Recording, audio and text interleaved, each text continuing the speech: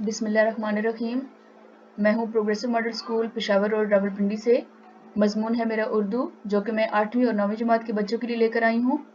आज मैं उनके लिए लेकर आई हूँ ग्रामर, और उसमें मैं उनको topic पढ़ाऊँगी खतूत नवीसी। Please subscribe our Progressive Model School YouTube channel so you may get latest video and lectures and activities related to your course. सबसे पहले बच्चों, आपको पता होना चाहिए कि खतूत नवीसी लिखने के आदाब या उसके पॉइंट्स क्या हैं, खतूत कैसे लिखे जाते हैं, लिखने वाले को क्या कहते हैं, जिसको लिखा जाए उसको क्या कहते हैं, उसकी कितनी अकसाम होती हैं, उसके मुतल्लिक तमाम हदायत आपको आज मैं इस खतूत नवीसी के ज़रिए बताऊंगी।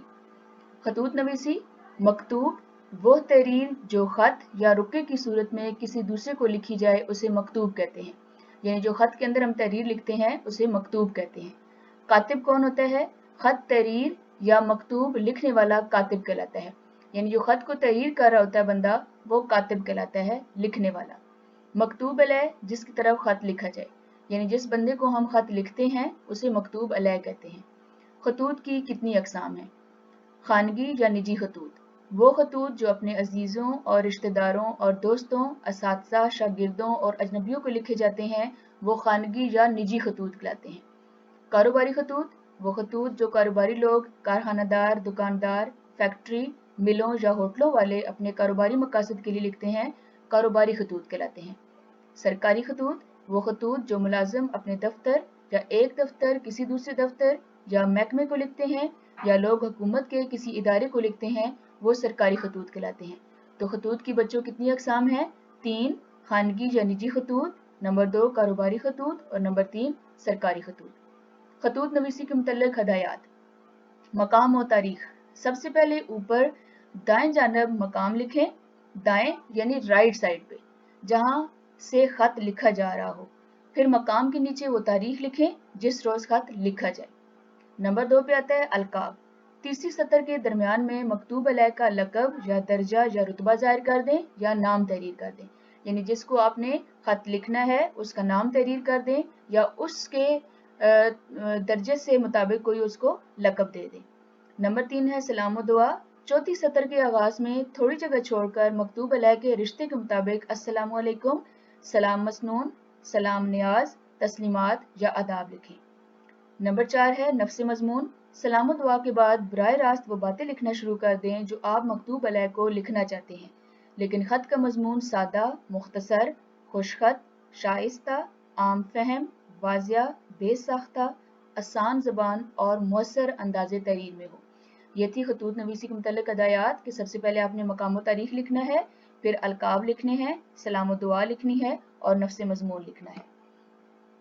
खतूत नवीसी के अलकाब व आदाब, यानी हम जिनको खत लिख रहे हैं उनकी उम्र के मुताबिक हम उनको कैसे कैसे अलकाब या आदाब देते हैं, इसके मुतल्लिक भी आपको मालूमात होनी चाहिए। इसमें पहला पॉइंट आता है बुजुर्गों के लिए, कि जब हम बुजुर्गों को खत लिख रहे होते हैं तो उनके लिए लिखते हैं मोहतरम जनाब, किबला, वाजिबुल एहतराम, बुजुर्ग वारम, मुकरमी, मोहतरमी या मोहतरमा।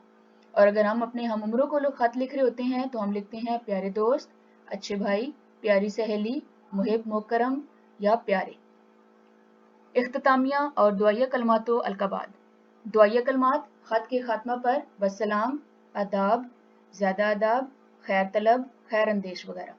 और इख्तितामिया अलकाबाद मुखलिस, दुआगो, न्याजमंद, सोगवार, शरीक गम, आपका दोस्त, भाई, सहेली, फर्मबरदार, वालिद, वालदा, हमशीरा, पड़ोसी, और फिर इसके नीचे खत लिखने वाले का नाम और पता तहरीर करें। ये थी खतूत नवीसी के मुतल्लिक चंद हदायत, जिनको अगर आप ज़हन में रखेंगे तो आप बहुत अच्छा तहरीर करेंगे खत।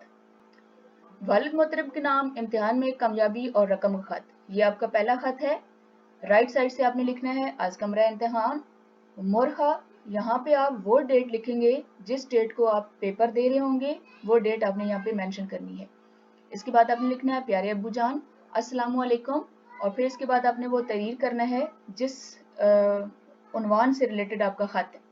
उम्मीद है आप सब बफजल ताला खैरियत से होंगे। आपको ये सुनकर अज़हद खुशी होगी कि मैं जमात हश्तम के सालाना इम्तिहान में न सिर्फ पास हो गया हूँ बल्कि अपनी जमात में अव्वल भी आया हूँ। ये सब ज़ाते बारी ताला की करम नवाजी है और आपकी दुआओं का नतीजा है। अब मैं जमात नहम में दाखिल हुआ हूँ اور مجھے نئی کتابوں، کاپیوں اور اسکول یونیفارم کی ضرورت ہوگی۔ مہربانی فرما کر 2000 روپے بذریعہ منی آرڈر جلد از جلد ارسال فرمائیں تاکہ ضروریات کی اشیاء خرید سکوں اور فیس بھی ادا کر سکوں۔ تمام دوست احباب میری کامیابی پر بہت خوش ہیں اور مجھے تحائف دے رہے ہیں۔ آپ سے تحفہ خود آ کر وصول کروں گا انشاءاللہ۔ امی جان کی خدمت میں آداب، بھیا اور بہنا کو بہت بہت پیار اور دعائیں۔ آپ کا فرما بردار بیٹا، اور یہاں پہ آپ نے نام نہیں لکھنا، الف بے جیم لکھنا ہے۔ یہ تھا پہلا خط، والد محترم کے نام، امتحان میں کامیابی اور رقم کا خط۔ دوسرا خط جو میں نے آپ کے لیے لکھا ہے وہ ہے والد صاحب کی طرف سے بیٹے کے خط کا جواب۔ اسی طرح آپ نے سٹارٹنگ کرنی ہے رائٹ ہینڈ پہ از کمرہ امتحان مورخہ، اور پھر اس کے بعد عزیزی سلامت رہو، دعا تمہارا خط ملا، آپ کی شاندار کامیابی پر گھر بھر میں خوشی کی ایک لہر دوڑ گئی۔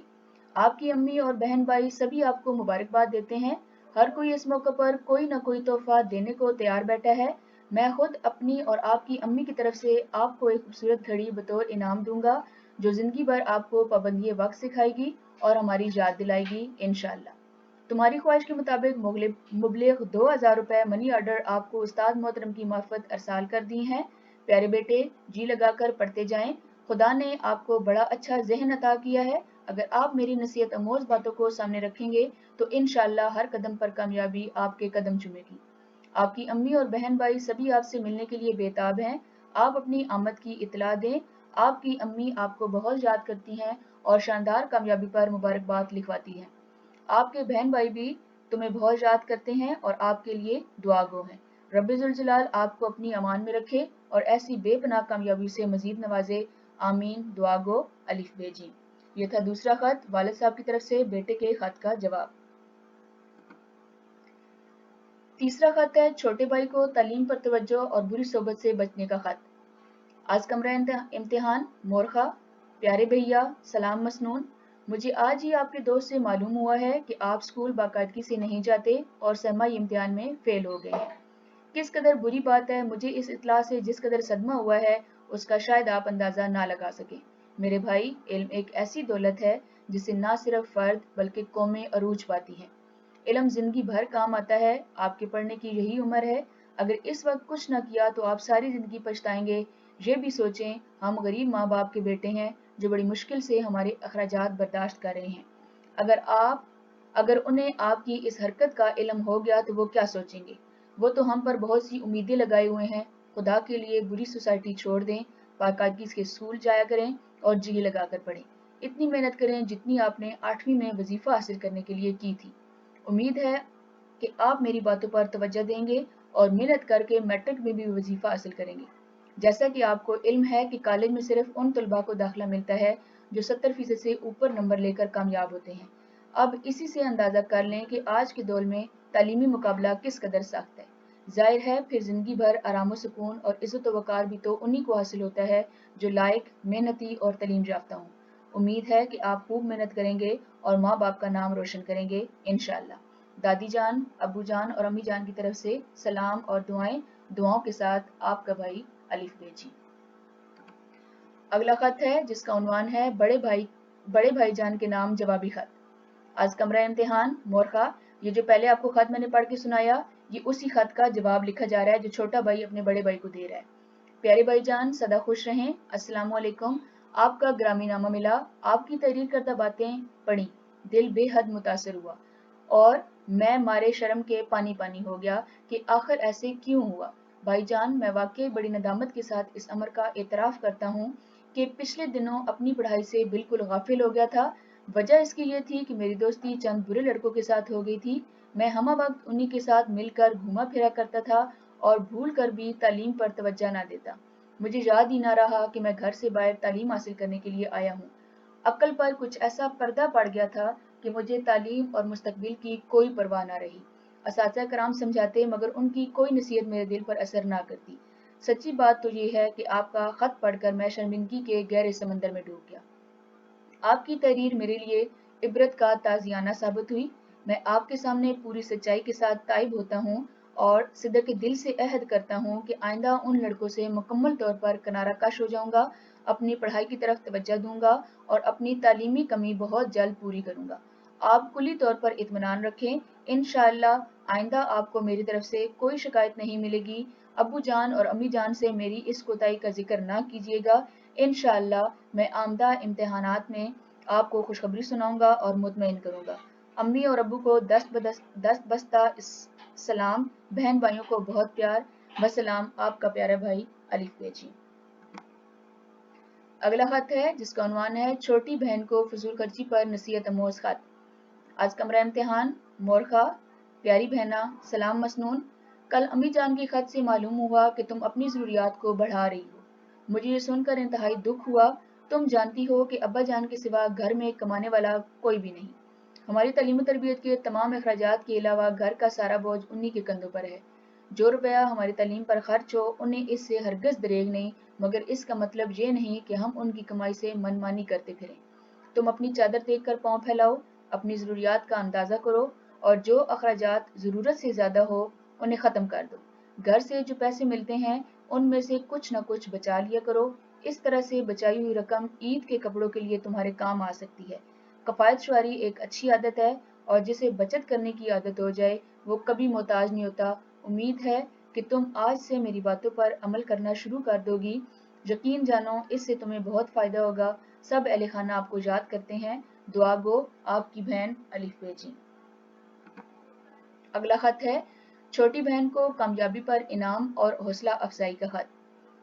آج کمرہ امتحان مورخہ پیاری بہن دعا، تمہارا خط ملا، یہ پڑھ کر انتہائی مسرت ہوئی کہ تم نے میٹرک کا امتحان A1 گریڈ میں پاس کر لیا ہے اور اپنے اسکول میں دوسری پوزیشن حاصل کی ہے۔ تمہاری اس نمایاں کامیابی پر پورے خاندان میں خوشی کی لہر دوڑ گئی ہے۔ سارے عزیز و اقارب تمہاری لیاقت اور محنت کی تعریف کر رہے ہیں۔ امید ہے کہ تم آئندہ بھی محنت سے پڑھتی رہو گی۔ خدا کرے یہ کامیابی تمہاری آئندہ کامیابی کا پیش خیمہ ثابت ہو۔ عزیز ایمن، یہ حقیقت ہے کہ محنت کبھی رائے گاہ نہیں جاتی۔ جو کوئی محنت کرتا ہے کامیابی ضرور اس کے قدم چومتی ہے۔ میں اس موقع پر تمہیں دلی مبارکباد پیش کرتی ہوں اور ساتھ ہی ایک گھڑی انعام کے طور پر بھیج رہی ہوں۔ امید ہے کہ تم گھڑی پہن کر بہت خوش ہوگی۔ یہ تمہیں پابندی وقت اور باقاعدہ پروگرام کے تحت پڑھائی کرنے میں مدد دے گی۔ خوب جی لگا کر محنت کرو۔ میری پرخلوص دعائیں تمہارے ساتھ ہیں۔ سب گھر والے آپ کو بہت مبارکباد دے رہے ہیں۔ خدا آپ کا حامی و ناصر ہو، آمین۔ تمہاری باجی الف بیجی۔ اس کے بعد ہے چھوٹے بھائی کو فیشن پرستی سے گریز کا خط۔ آج کمرہ امتحان مورخہ برادر عزیز سلام مسنون، آج ہی امی جان کا خط آیا ہے جس میں انہوں نے لکھا ہے کہ تم فیشن پرستی کے دل دادا بن رہے ہو۔ برادرم، تمہیں تعلیم حاصل کرنے کے لیے اتنی دور بھیجا ہوا ہے۔ گھر کے حالات تم اچھی طرح جانتے ہو کہ والد محترم کس قدر دقت سے ہمارے تعلیمی اخراجات برداشت کر رہے ہیں۔ معلوم ہوتا ہے کہ ٹیلی ویژن اور انٹرنیٹ نے تمہیں اپنی طرف راغب کر لیا ہے جن سے فیشن پرستی عام ہو رہی ہے۔ تمہیں چاہیے کہ باقاعدگی سے نماز پڑھو، جی لگا کر تعلیم حاصل کرو، اسلامی قدروں کو اپناؤ اور سادگی اختیار کر کے اعلیٰ تعلیم حاصل کرو تاکہ اپنا اور اپنے خاندان کا نام روشن کر سکو۔ یوں ملک و ملت کی خدمت سے دنیا و عاقبت میں سرخروئی حاصل کرو۔ امید ہے کہ تم اس پر عمل کرو گے۔ ابو جی اور امی جان کی طرف سے پیار، وسلام تمہارا بھائی الف بیجی۔ اگلا خط ہے بڑے بھائی کے نام امتحان کی کارکردگی اور روزانہ کے پروگرام کا خط۔ اسی طرح آپ نے سٹارٹنگ لینی ہے۔ آج کمرہ امتحان مورخہ محترم بھائی جان سلام مسنون، امید ہے کہ آپ بفضل تعالیٰ خیریت سے ہوں گے۔ آپ کو یہ پڑھ کر از حد خوشی ہوگی کہ میں اپنے اسکول کے ششماہی امتحان میں نمایاں پوزیشن سے کامیاب ہو گیا ہوں۔ انگریزی میں چند نمبروں کی وجہ سے دوسری پوزیشن آئی ہے۔ امید ہے کہ سالانہ امتحان میں یہ کمی بھی دور ہو جائے گی اور اول پوزیشن لوں گا۔ اب موسم ٹھیک ہو گیا ہے اور ہاسٹل میں پڑھائی کا ماحول بھی بن گیا ہے۔ اسکول سے آنے کے بعد کھانا وغیرہ کھا کر چند منٹ آرام کرتا ہوں، پھر کھیل کے میدان میں چلا جاتا ہوں۔ وہاں سے واپسی پر نماز ادا کرنے کے بعد پڑھنے بیٹھ جاتا ہوں۔ اسی طرح رات کا کھانا کھانے کے بعد تھوڑی دیر چہل قدمی کرتا ہوں اور پھر نماز ادا کر کے پڑھائی میں مصروف ہو جاتا ہوں۔ یوں رات گئے تک پڑھتا رہتا ہوں۔ آپ فکر نہ کریں، میں انشاءاللہ آپ کی امیدوں پر پورا اتروں گا اور بورڈ میں اول پوزیشن حاصل کروں گا۔ دعا کریں کہ رب جلیل مجھے ثابت قدم رکھے اور صحت اور ہمت عطا فرمائے، آمین۔ ابو جان امی جان کو سلام اور بہنا کو ڈھیروں پیار، وسلام آپ کا پیارا بھائی الف بیجی۔ اس کے بعد ہے بڑی بہن کے نام خیریت کا خط۔ آج کمرہ امتحان مورخہ اچھی آپی السلام علیکم، آپ جب سے گئی ہیں آپ نے کوئی خط نہیں لکھا۔ امی جان پریشان ہیں اور ابا جان بھی فکر مند ہیں۔ یہ تو بتائیے کہ آپ خط لکھنا کیوں بھول گئی ہیں؟ کیا سسرال والے اتنی محبت کرتے ہیں کہ ہم بہن بھائی بھول گئے ہیں؟ اچھی اپی خدا کرے کہ آپ کو وہاں اتنا پیار ملے کہ واقعی ہمیں بھول جائیں، پھر بھی کبھی تو یاد آیا ہی کریں گے۔ برائے کرم واپسی ڈاک اپنی خیریت کا خط لکھیں تاکہ ہمیں اطمینان حاصل ہو۔ دولہا بائی کی خدمت میں سلام عرض کریں، امی اور ابو سب کو بہت یاد کرتے ہیں۔ امی اور ابو سب آپ کو بہت یاد کرتے ہیں اور کہتے ہیں کہ اگر وقت ملے تو دسمبر کی چھٹیوں میں آ جائیں، ہم سب شدت سے آپ کے منتظر ہیں۔ سب اہل خانہ کی طرف سے آپ سب کو سلام اور دعائیں، دعا گو آپ کی بہن الف بے جی۔ یہ تھے خطوط آپ کے لیے، امید ہے کہ آپ کو سمجھ آ گئے ہوں گے۔ ٹاپک کو اچھے طریقے سے پڑھیں گے تو اس کی جو درمیان والی تحریر ہے وہ لکھنی آپ کو اچھی طریقے سے آ جائے گی۔ جہاں رہیں خوش رہیں، اپنا بہت سا خیال رکھیں، دعا میں یاد رکھیں۔ اللہ